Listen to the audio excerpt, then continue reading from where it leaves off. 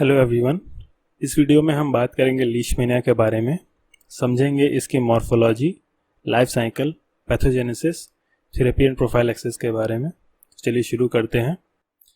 Leishmania के कई सारी स्पीसीज़ पाई जाती हैं, पर जिस स्पीसीज़ की बात हम इस वीडियो में करेंगे वो है डोनोवानी, यानी लीशमैनिया डोनोवानी के बारे में हम पढ़ेंगे, जिसका सिस्टमेटिक पोजिशन कुछ इस तरह से है। Phylum protozoa, sub phylum sarcomastigophora, super class mastigophora, class zoomastigophora, order kinetoplastida, genus Leishmania और स्पीसीज डोनोवानी। बात करें कि लीशमैनिया डोनोवानी की डिस्कवरी कब हुई थी, तो इसकी डिस्कवरी 1930 में साइमल्टेनियसली दो साइंटिस्ट के थ्रू हुई थी, जिनका नाम है लीशमान और डोनोवान। लीशमान लंदन के रहने वाले थे और डोनोवान मद्रास के रहने वाले थे, जिन्होंने 1930 में एक साथ ही स्पीसीज़ की डिस्कवरी की थी और इन्हीं के नाम पे स्पीसीज़ का नाम पड़ा लीशमैनिया डोनोवानी। नेक्स्ट बढ़ते हैं इसके डिस्ट्रीब्यूशन की तरफ, यानी वर्ल्ड में ये कहाँ कहाँ इन्फेक्शन फैलाते हैं। तो वर्ल्ड में कई कंट्रीज़ में अपना इन्फेक्शन फैलाते हैं, जिसमें से कुछ है इंडिया, चाइना, रशिया, कुछ अफ्रीकन कंट्रीज़ और कुछ साउथ अमेरिकन कंट्रीज़। बात करें इंडिया की कि इंडिया में इसका इन्फेक्शन किन किन स्टेट्स में देखा जाता है, तो यह उड़ीसा, वेस्ट बंगाल, तमिलनाडु, असम, बिहार और ईस्टर्न यूपी में इसका इन्फेक्शन काफ़ी देखा जाता है। इन स्टेट्स में इसका इन्फेक्शन काफ़ी देखा जाता है। नेक्स्ट बढ़ते हैं इसके हैबिट्स एंड हैबिटेट की तरफ।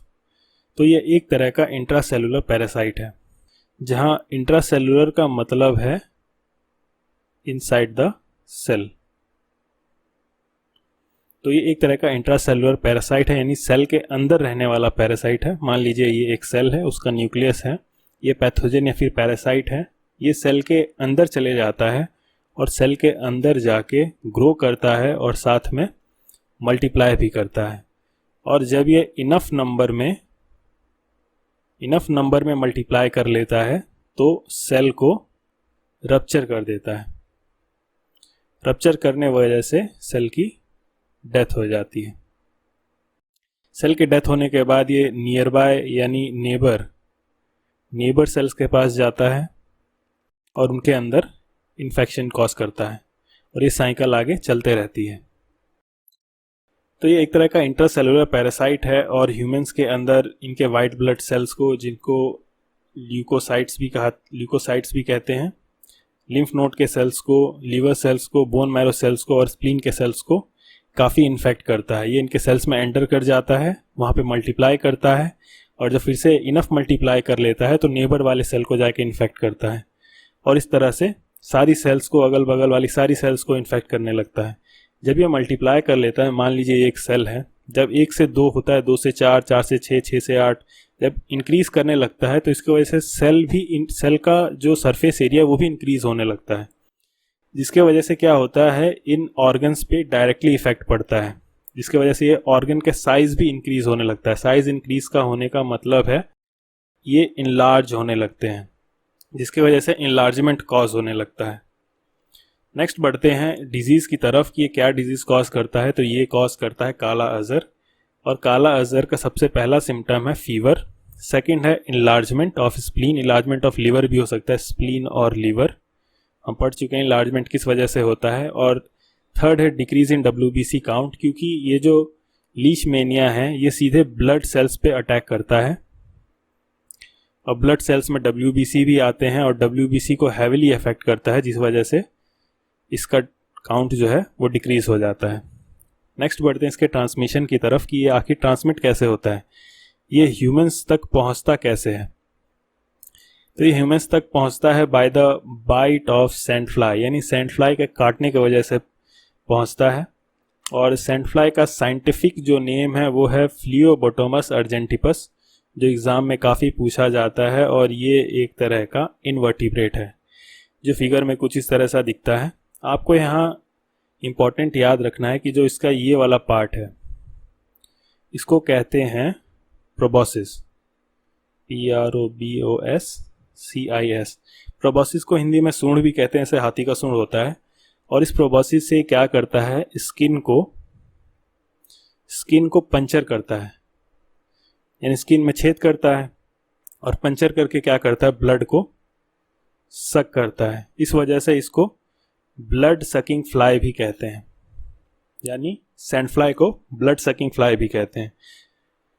ठीक है, आगे बढ़ते हैं इसके मॉर्फोलॉजी की तरफ। तो सबसे पहला है shape and size. Shape and size के बेसिस पे इसके दो फॉर्म होते हैं, जिसमें सबसे पहला है ए मैस्टिगोट फॉर्म, जिसको लीशमैनियल फॉर्म और पॉपुलरली एलडी बॉडीज भी कहते हैं। एलडी बॉडीज ज़्यादातर बोन मैरो में देखा जाता है।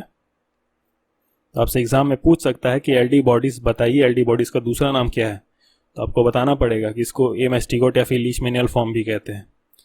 फिगर में देखते हैं, ये इसका साइटोप्लाज्म है। साइटोप्लाज्म यूजुअली कलरलेस है इसका और होमोजीनियस है।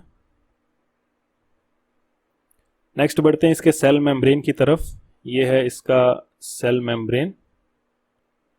इसका जो सेल मेम्ब्रेन है वो पेलिकल से बना हुआ है और पेलिकल नेचर में इलास्टिक होता है। नेक्स्ट बढ़ते हैं न्यूक्लियस की तरफ, जहाँ पे इसका जो न्यूक्लियस है जिसके अंदर डीएनए मटेरियल कंटेंट है।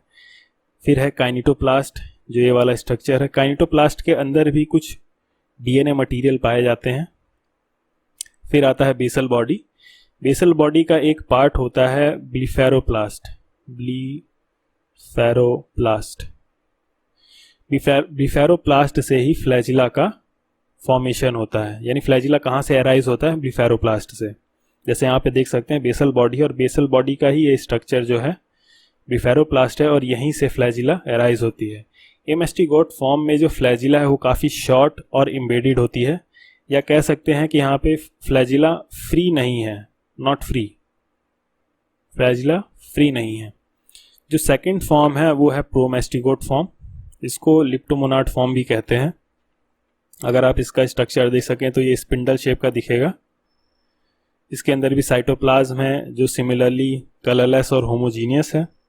न्यूक्लियस है जिसमें डीएनए मटेरियल है। काइनेटोप्लास्ट है जिसके अंदर भी कुछ डीएनए मटेरियल पाया जाता है, पर इसके पास जो फ्लैजिला है वो लॉन्ग एंड फ्री है। और सिमिलरली फ्लैजिला कहाँ से अराइज होता है? ब्लीफेरोप्लास्ट से, जो कि एक पार्ट है बेसल बॉडी का। नेक्स्ट बढ़ते हैं कि जो ए मैस्टिगोट फॉर्म है it occurs intracellularly in blood cell of man. Man के ब्लड सेल को अटैक करता है।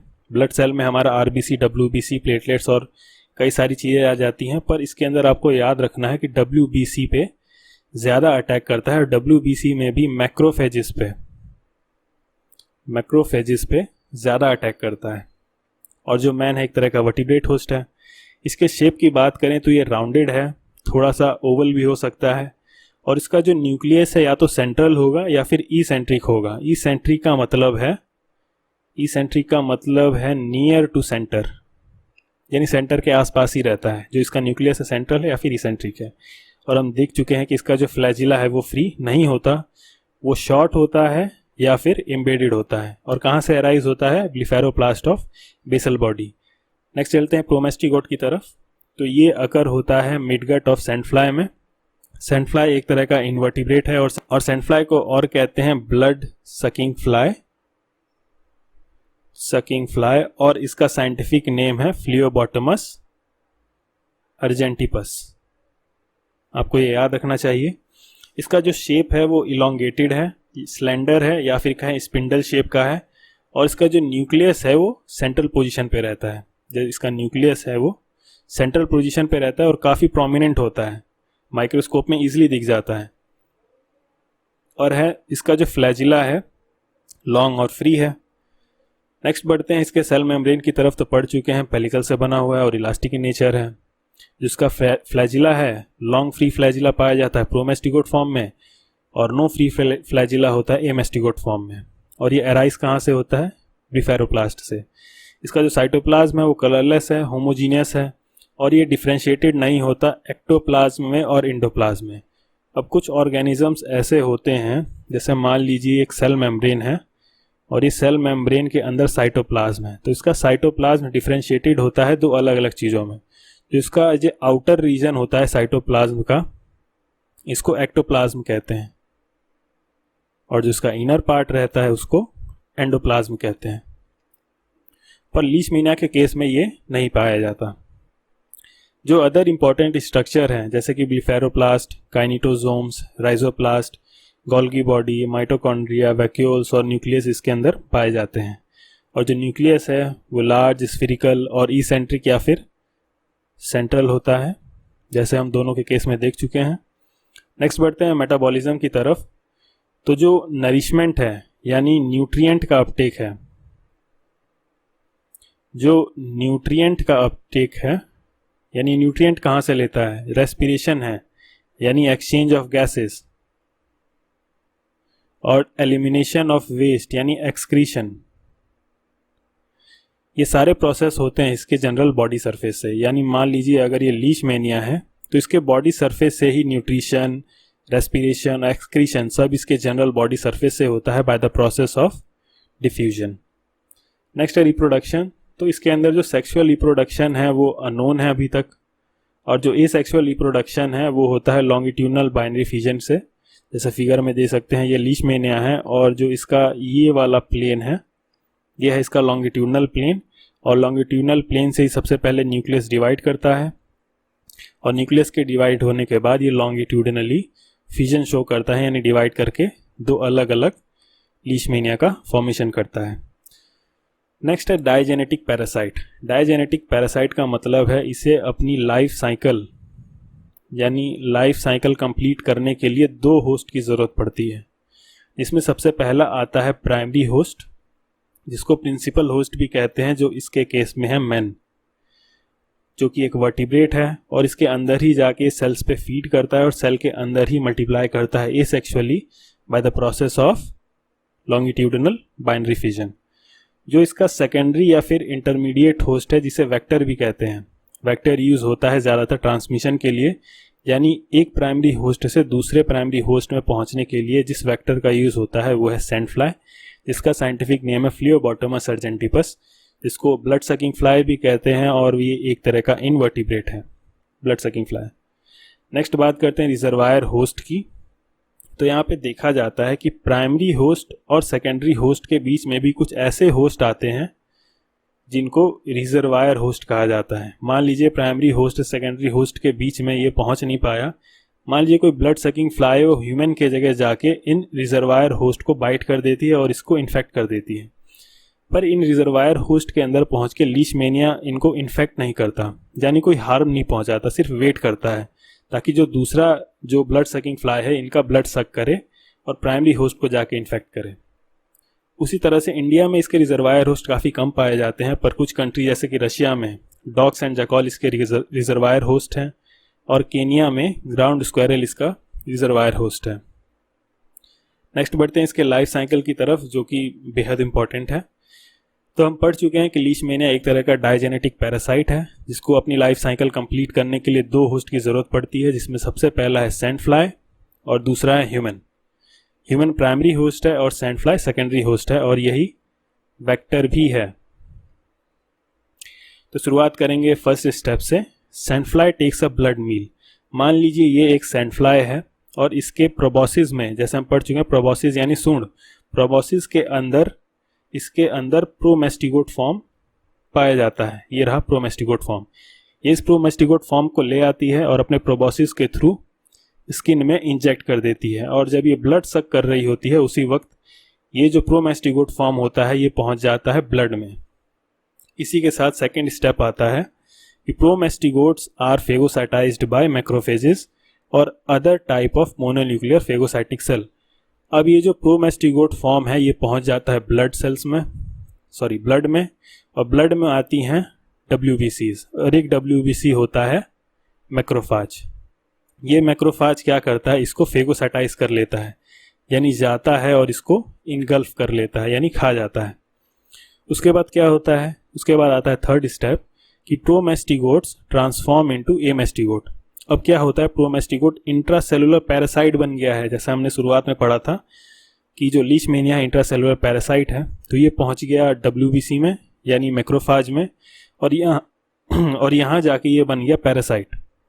अब ये क्या करता है, धीरे धीरे ट्रांसफॉर्म होता है एमेस्टिगोट फॉर्म में, यानी ब्लड सेल के अंदर ही अपना फ्लैजिला लूज करता है, धीरे धीरे स्फेरिकल होने लगता है और फॉर्म करता है इसका एमेस्टिगोट फॉर्म। प्रोमेस्टिगोट फॉर्म से चेंज हो जाता है एमेस्टिगोट फॉर्म में। इसके बाद आता है fourth step, amastigotes multiply in cells of various tissue and infect other cells. अब ये जो मैक्रोफाज है इनके अंदर ये ए मैस्टिगोट फॉर्म काफ़ी नंबर में डिवाइड करने लगती हैं, और जैसा हमने पढ़ा था डिवाइड करने के बाद क्या करती हैं, सेल को रप्चर करके सेल से बाहर निकलती हैं और इस सेल की डेथ हो जाती है। उसी के साथ जो नियर बाय सेल्स होती हैं यानी जो उसके अगल बगल पड़ोसी सेल्स होती हैं ये जाके इनको इन्फेक्ट करती है और ये प्रोसेस आगे बढ़ते जाता है, जिसकी वजह से क्या होता है, हमने पढ़ा था कि इनलार्जमेंट होने लगता है। अगर किसी सेल के अंदर इनका नंबर इंक्रीज होने लगेगा तो उस सेल का सरफेस एरिया भी इंक्रीज होने लगेगा, जिसकी वजह से सेल इनलार्ज होने लगेगा, बढ़ने लगेगा। Enlargement of liver and spleen, ये दो ऑर्गन काफ़ी इन्फेक्ट होते हैं, और इसके साथ ही लिम्फेटिक ग्लैंड्स भी काफ़ी इफेक्ट होते हैं। जो फिफ्थ स्टेप आता है, sandfly takes a blood meal. अब दूसरी सैंडफ्लाई फिर से आती है, मान लीजिए ये ब्लड है, ब्लड के अंदर क्या है, ए मैस्टिगोट फॉर्म प्रेजेंट है, ब्लड के अंदर ए मैस्टिगोट फॉर्म प्रेजेंट है। ए मैस्टिगोट फॉर्म मैक्रोफाजिस के अंदर भी होती है और फ्रीली भी होती है, ट्रैवल कर रही होती है, और मैक्रोफाजिस के हेल्प से ही ये काफ़ी डिफरेंट बॉडी में लोकेशंस पे पहुंच पाती है, जिससे दूसरे ऑर्गन को इन्फेक्ट कर पाती है। तो वापस से यहाँ पे एक सैंडफ्लाई आई जिसने अपने प्रोबॉसिस के थ्रू पंचर किया और इस ए मैस्टिगोट फॉर्म को ब्लड के साथ ही सक कर गई। So sandfly takes a blood meal, ingest macrophages infected with amastigotes, और इन WBC को भी सक कर जाती है जिनके अंदर ए मैस्टिगोट फॉर्म होते हैं। फ्रीली और पैरासिटाइज्ड WBC दोनों को सक कर जाती है। अब ये पहुंच गया है सैंडफ्लाई में, यानी अब सैंडफ्लाई की स्टेजेस देखेंगे। उसके बाद आता है सिक्स्थ स्टेप, यानी इंजेक्शन ऑफ पैरासिटाइज्ड सेल। जैसा हम बात कर चुके हैं कि ब्लड मील के साथ ही ये पैरासिटाइज्ड सेल यानी मैक्रोफाजिस को भी सक कर जाता है। उसके बाद आता है seventh, amastigote transforms into promastigote stage in the गट।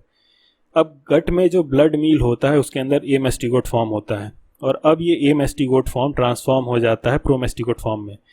यानी कि जो ये ए मैस्टिगोट फॉर्म था जिसमें नो फ्रीली फ्लैजिला होता है, जिसके अंदर फ्लैजिला काफ़ी शॉर्ट और एम्बेडेड होता है, ये अब स्पिंडल शेप में ट्रांसफॉर्म होने लगता है और इसके पास होता है एक लार्ज फ्री फ्लैजिला। फिर उसके बाद आता है एट्थ स्टेप, जिसके अंदर है divide in the gut and migrate to प्रोबॉसिस।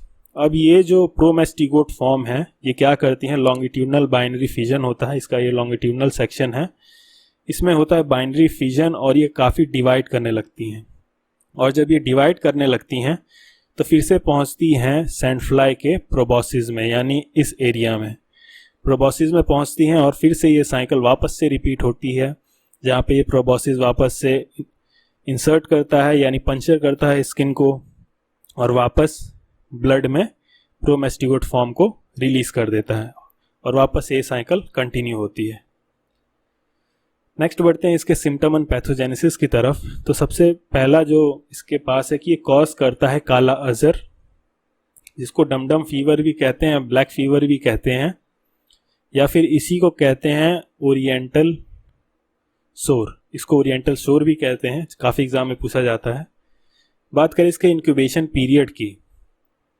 Incubation period वो पीरियड होता है जब सैंडफ्लाई ने सबसे पहली बार इन्फेक्ट किया था, यानी अपने प्रोबॉसिस से स्किन को पंचर किया, प्रोमैस्टिगोट फॉर्म मैन के अंदर डाल दिया, से लेकर इलनेस तक, जब पहली बार इसके इलनेस के साइन आए, यानी फीवर शुरू हुआ, इलार्जमेंट ऑफ लीवर का पता चला, जैसे कुछ इलनेस के सिम्टम्स आने लगते हैं, उस सिम्टम तक के पीरियड को हम कहते हैं इंक्यूबेशन पीरियड। तो इसका इंक्यूबेशन पीरियड जो है वो 3 से 6 मंथ तक होता है, और कभी कभी देखा गया है कि 2 साल तक इसका इंक्यूबेशन पीरियड रहता है, यानी 2 साल तक यह पता ही नहीं चलता कि पेशेंट के अंदर ये लीशमेनिया है भी कि नहीं। ये एक डॉर्मेंट स्टेज में चला जाता है, जहाँ पे किसी भी सेल को इन्फेक्ट नहीं करता, बस सेल के अंदर पड़ा रहता है। आगे चलते हैं इसके अर्ली सिम्टम्स के तरफ। तो अर्ली सिम्टम में आता है swelling, high fever, enlargement of spleen and liver, इसके बारे में हम पढ़ चुके हैं। फिर क्या होता है, जनरल वीकनेस आने लगती है, यानी बॉडी वीक पड़ने लगती है। इमैशिएशन, यानी बॉडी दुबला पतला होने लगता है, जो पेशेंट होता है दुबला पतला होने लगता है, और एनीमिया आने लगती है। एनीमिया क्यों होता है, क्योंकि ब्लड सेल पे काफ़ी हैविली इन्फेक्ट करते हैं और उनको रप्चर कर देते हैं, जिसकी वजह से इनका नंबर काफ़ी रिड्यूस हो जाता है ब्लड सेल का, जिसकी वजह से एनीमिया कॉज होता है। और पिक्यूलियर डार्कनिंग ऑफ स्किन देखा गया है, यानी जो स्किन होती है वो काफ़ी काली पड़ने लगती है, जिसके वजह से इसकी बीमारी कहा जाता है काला अजर, जहाँ काला का मतलब होता है ब्लैक और अजर का मतलब होता है सिकनेस। और एडवांस स्टेजेस में देखा गया है कि जो स्किन होती है वो ड्राई होने लगती है, रफ और डार्क होने लगती है, और साथ ही में जो हेयर होते हैं वो ब्रिटल होने लगते हैं, यानी ड्राई होने लगते हैं और धीरे धीरे फॉल आउट यानी झड़ने भी लगते हैं। और अगर इसे प्रॉपरली ट्रीट नहीं किया गया तो 2 साल के अंदर ही पेशेंट की डेथ हो जाती है। और देखा गया है कि जो ये डेथ होती है वो लीशमेनिया के इन्फेक्शन के बाद सेकेंडरी इन्फेक्शन के वजह से होती है, यानी जब हमारा लीशमेनिया की वजह से जो हमारा बॉडी का डिफेंस मैकेनिज्म है काफ़ी वीक होने लगता है, तो ऐसे बैक्टीरिया और वायरस जो यूजुअली हमें इन्फेक्ट नहीं करते वो भी इन्फेक्शन शो करने लगते हैं, यानी वो भी बॉडी को इन्फेक्ट कर देते हैं, जिसके वजह से 2 साल के अंदर ही पेशेंट की डेथ हो जाती है। आगे बढ़ते हैं इसके डायग्नोसिस की। तो इंडिया में मेनली 2-3 तरह से ही डायग्नोसिस किया जाता है, जिसमें सबसे पहला है microscopical examination of blood film, यानी हम पेशेंट का ब्लड लेते हैं और एक माइक्रोस्कोपिक स्लाइड पे उस ब्लड को रख के उसका स्मीयर बनाते हैं। स्मीयर बनाने के बाद उस पर स्टेनिंग करते हैं और स्टेन करके कुछ इस तरह से माइक्रोस्कोप में दिखता है। जो छोटे छोटे आपको दिख रहे हैं ये प्रोमेस्टिगोट फॉर्म भी हो सकते हैं और ये मेस्टिगोट फॉर्म भी हो सकता है जो माइक्रोस्कोप में दिखता है। सेकंड बात करें तो सेकंड है biopsy of material spleen bone marrow taken from patient से स्प्लीन और बोन मैरो के कुछ पार्ट्स लेते हैं और उनको माइक्रोस्कोप में इसी तरह से देखा जाता है कि उसके अंदर ये मेस्टिगोट या प्रोमेस्टिगोट फॉर्म प्रेजेंट है कि नहीं है, या फिर सेल्स के अंदर किस तरह से इन्फेक्शन बढ़ रहा है। थर्ड है WBC काउंट। जैसे हमें पता है कि ब्लड सेल काफ़ी रिड्यूस हो जाती है, उन्हीं ब्लड सेल में एक आता है WBC, जिसके अंदर जो न्यूट्रोफिल होता है वो काफ़ी डिक्रीज हो जाता है, काफ़ी मात्रा में डिक्रीज हो जाता है। वहीं पे जो लिम्फोसाइट और मोनोसाइट है काफ़ी इंक्रीज हो जाती है, क्योंकि इन्फेक्शन के टाइम यही 2 WBC के टाइप हैं जो काफ़ी इंक्रीज हो जाते हैं। नेक्स्ट है ट्रीटमेंट या फिर थेरेपी। ट्रीटमेंट या थेरेपी के लिए हम ड्रग यूज़ करते हैं, जैसे कि पेंटावेलेंट एंटीमनी कंपाउंड, जिसका एक एग्जाम्पल है sodium antimony tartrate and gluconate. उसी तरह एक दूसरा ड्रग है जिसका नाम है पेंटामिडीन आइसथायोनेट। इन दोनों ड्रग्स का यूज़ इसके ट्रीटमेंट में किया जाता है। नेक्स्ट है प्रिवेंशन या प्रोफाइलैक्सिस, जिसके अंदर सबसे पहला है इरेडिकेशन ऑफ इंसेक्ट वेक्टर, यानी सेंट फ्लाई को ही इरेडिकेट कर दें, ख़त्म कर दें। कैसे? Clear low trees and bushes, जो छोटे पेड़ हैं या फिर जो झाड़ियां हैं उनको काट दिया जाए। फ्यूमिगेट करें, जैसे आप गांव में देखते हैं कि गोबर के उपले या फिर कंठे लेके उन पे नीम की पत्तियां रख दी जाती हैं और उन्हें जला देते हैं, जिसकी वजह से क्या होता है, धुआं उठता है। और जब धुआं उठता है तो ये जो पैरासाइट या फिर बग्स होते हैं, पैरासाइट कह रहा हूँ, जो सैंड फ्लाई या फिर बग्स होते हैं, ये सब भाग जाते हैं। उसी तरह से फ्यूमिगेट किया जाए या फिर इंसेक्टिसाइड को स्प्रे किया जाए, जिसके वजह से इन इंसेक्ट वेक्टर को इरेडिकेट कर सकें। सेकेंड आता है attack on parasite. Attack on parasite का मतलब है कंट्रोलिंग रिजर्वायर होस्ट। अब इस केस में हम रिजर्वायर होस्ट को कंट्रोल करते हैं। कैसे? मान लीजिए कोई रिजर्वायर होस्ट है डॉग।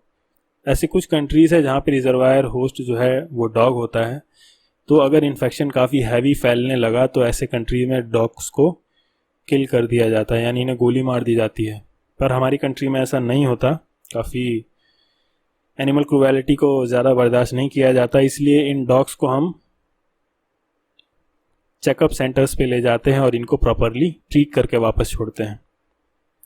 जो थर्ड है वो है पर्सनल डिफेंस। जो हम सबको पता है कि मच्छरदानी लगाना कितना ज़रूरी है। अगर आप एक स्टूडेंट हैं तो मेरी सलाह यही है कि आप जहाँ भी जाएं एक मच्छरदानी ज़रूर लेके जाएं। ये काफ़ी तरह की बीमारियों से आपको बचाता है। इसी के साथ ये वीडियो ख़त्म होता है।